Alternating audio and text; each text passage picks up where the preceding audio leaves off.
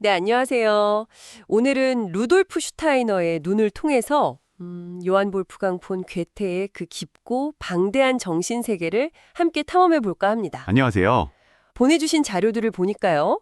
슈타이너는 괴테의 대표작들, 파우스트나 녹색뱀과 백합 이야기 같은 것들을요. 그냥 문학 작품으로만 본 게 아니더라고요. 네, 맞습니다. 괴테 자신의 어떤 깊은 내면의 성장 과정, 그 기록으로 읽어냈다는 점이 상당히 흥미로웠습니다. 바로 그 지점인데요. 슈타이너는 괴테가 평생에 걸쳐서 추구했던 어떤 인식의 확장, 또 영적인 성숙, 이런 것들이 어떻게 그의 글 속에 녹아있는지 그걸 분석하죠. 단순히 문학 비평을 넘어서는 거군요. 그렇죠. 이건 인간 내면의 발달이라던가 아니면 삶의 의미 같은 좀 더 보편적인 질문들 있잖아요. 그런 것에 대한 통찰로까지 이어지는 거죠. 슈타이너의 관점에서 보면 괴테한테 지혜라는 건 뭐랄까 딱딱하게 고정된 개념이 아니었나 봐요. 네, 그렇죠. 개인의 어떤 내적 성장과 함께 계속 깊어지고 넓어지는 살아있는 그런 거였군요. 특히 파우스트는 괴테가 젊은 시절에 시작해서 노년에 완성하기까지 그 오랜 시간 동안 변화하는 생각이 담겨 있다고 하죠. 맞아요. 거의 평생에 걸쳐 쓴 거니까요. 초기에는 좀 더 계몽주의적인 시각이었다가 나중에는 점점 더 깊은 어떤 신비주의적인 통찰로 나아가는 그런 긴 여정이 작품 전체에 녹아있다고 본 거죠. 아하, 그 신비주의적 통찰이요? 네, 특히 파우스트 2부. 여기가 슈타이너가 보기에는 좀 비의적 해석이 필요한 부분이라는 거예요. 비의적이요? 그게 어떤 의미죠? 그러니까 겉으로 드러난 이야기 이면에 숨겨진 깊은 정신적, 상징적 메시지를 읽어내야 한다는 거죠. 영적인 성장이나 우주의 원리 같은 더 깊은 차원의 의미요. 그냥 읽어서는 안 볼 수도 있는. 네, 맞아요. 괴테 스스로도 깨달은 자에게는 더 높은 의미가 드러날 것이다. 뭐 이런 식으로 슬쩍 힌트를 주기도 했고요. 그 더 높은 의미를 딱 압축해서 보여주는 구절이 혹시 그 유명한 모든 덧없는 것은 한낱 상징일 뿐이다.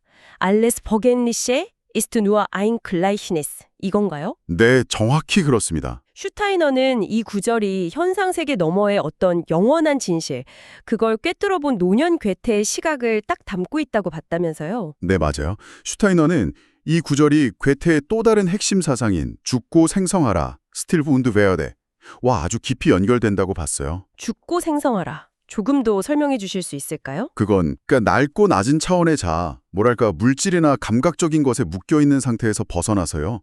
더 높은 정신적인 존재로 계속해서 다시 태어나는 그런 변형의 과정인 거죠. 끊임없는 자기 혁신 같은 거네요. 그렇죠. 예를 들면 파우스트 2부에서 헬레나를 만나잖아요.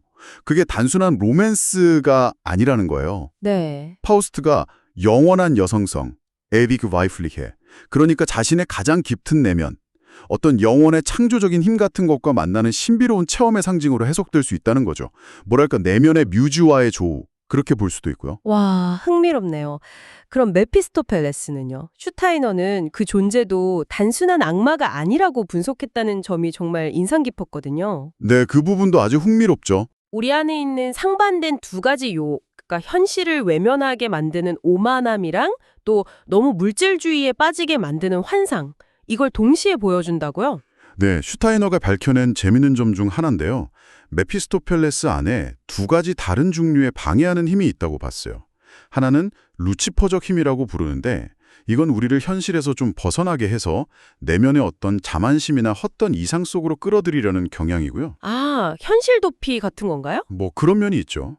그리고 다른 하나는 아리만적 힘인데 이건 반대로 우리를 너무 차갑고 건조한 물질주의나 지상의 것에만 얽매이게 만들려는 힘이에요. 너무 현실에만 매몰되게 하는 거죠. 양극단의 유혹이군요. 그렇죠. 슈타이너는 메피스토펠레스가 이 두 가지 힘을 모두 가진 아주 복합적인 존재라고 봤어요.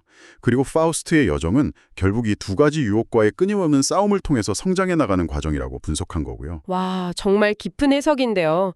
이런 상징적인 접근이 비단 파우스트에만 해당되는 건 아니겠군요. 아까 녹색뱀과 백합의 이야기도 잠깐 언급하셨었죠? 맞습니다. 그 메를린, 즉 동화라고 번역되기도 하는데요. 슈타이너는 이 작품 역시 아주 깊은 상징으로 가득 차 있다고 봤습니다. 어떤 상징들이 있나요? 예를 들면 녹색뱀은요. 자기 희생을 통해서 지혜로 변모해가는 어떤 삶의 경험, 이걸 상징하고요. 또 아름다운 백합은 순수한 이상의 영역을 나타낸다고 해석해요. 아, 뱀과 백합이 그런 의미였군요. 네.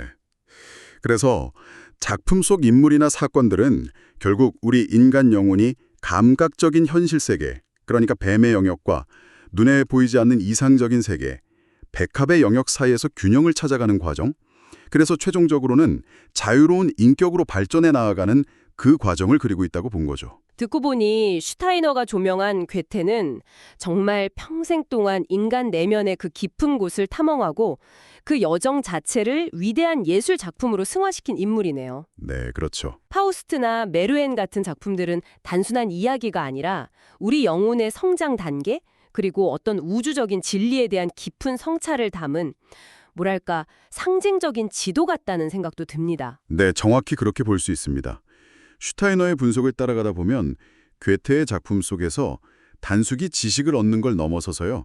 어떤 내면의 성숙 과정, 또 감각적인 현실과 초월적인 이상 사이에서 균형을 찾아가는 우리 안의 여정을 발견하게 되는 거죠. 네. 이게 아마 듣고 계신 여러분의 삶과 내면을 돌아보는 데에도 어떤 영감을 줄 수 있지 않을까 생각합니다. 네.